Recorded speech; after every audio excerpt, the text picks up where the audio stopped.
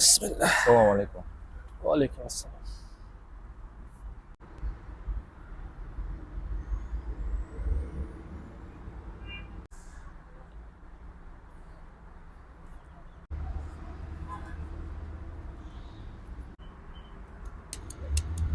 Kechirasiz. Bir kunda necha pochka chekasiz? 2 pochka chekasiz. Shunday.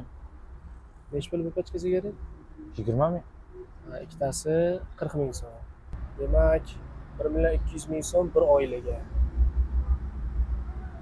1.200.000 so'm sigaretga xarajat qilar ekansiz. 1.200.000 so'mni ba'zi birovlar bir oy farroshlik qilib topadi. Yollanma ishchilar esa haftada 5 kun ishlaydi. 1.200.000 so'm uchun. Shuncha pul, shuncha xarajat. Ustiga ustak o'zingizni sog'lig'ingizga ham ziyon yetkazyapsiz. Atrofdagilarga ham sog'lig'iga zarar yetkazyapsiz.